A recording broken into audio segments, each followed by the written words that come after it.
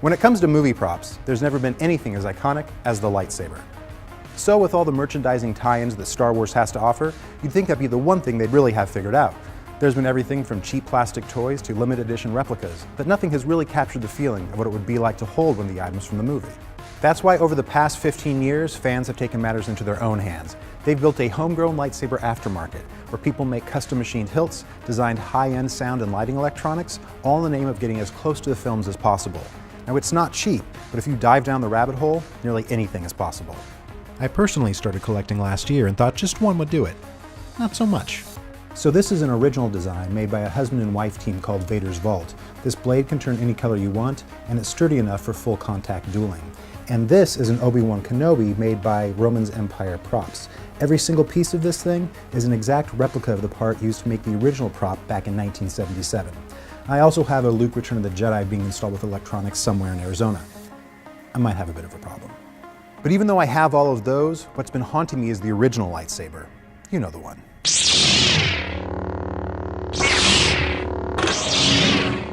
With The Force Awakens literally ending with Rey handing that lightsaber to Luke, I decided it was time to find the most authentic, accurate, Star Wars-y Skywalker saber I could possibly find.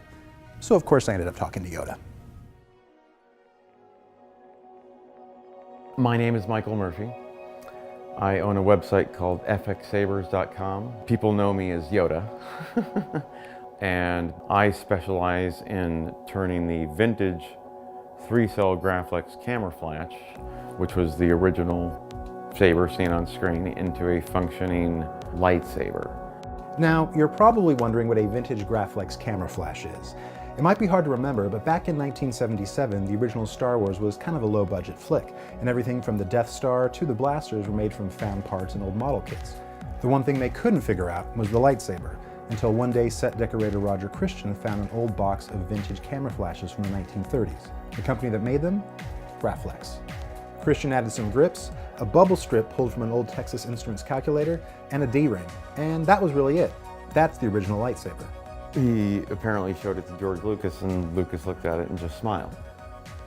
And that was apparently the biggest compliment you could get from Lucas at the time, and that's what I feel when I look at a Graflex. I just smile when I look at it and say, this is more than just a camera flash.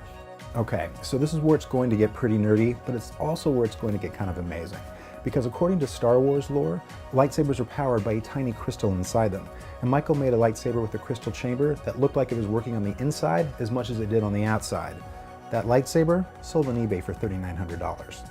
It was really the first of its kind thing on eBay. As an artist, it was like putting a painting up at Sotheby's or something for auction, and other people looked at it and said, oh wow, this is something I can make a bunch of money. I was like, oh wow, I've got to live up to this. I've got to make it better. And over the years, he's basically become the Graflex godfather in the lightsaber world. If you're looking for something that's as close to canon as possible, Yoda's the guy. How much so? His latest design sold on eBay for over $15,000. So after getting on Yoda's waiting list, I picked up an old Graflex flash on eBay, and then it was time to get started. Luke's lightsaber is slightly different in each of the different movies, and in this case, I was going for my personal favorite, The Empire Strikes Back. We selected the exact 2 crystals I wanted to use, and then Michael drills them by hand underwater. That's to make room for the fiber optic lighting system. But first, the 80-year-old flash has to be disassembled and cleaned. This all happens by hand, and once the insides of the flash are gone, that's when Michael can drill holes for grips and put his own chassis inside.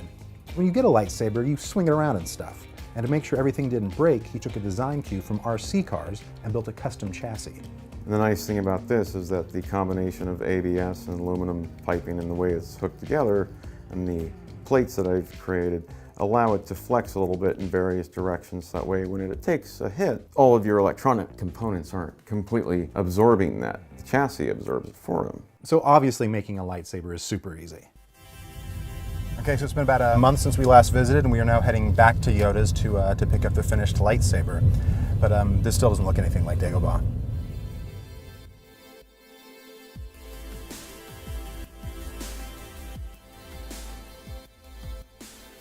Okay, this is awesome.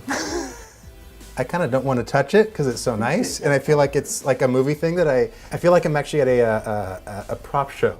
This is fucking beautiful. The blade fits just perfectly snug.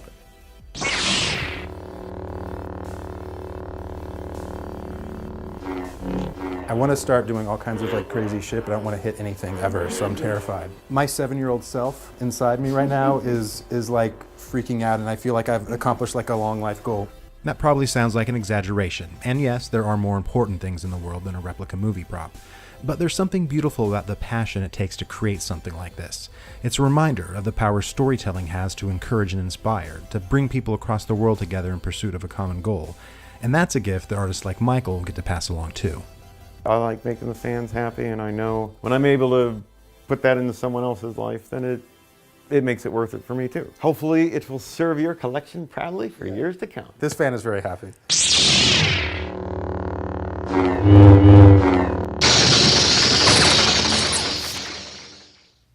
Do you guys like the Goonies? There's this guy in Texas who makes a really like kick-ass one-eyed Willy map. We should go.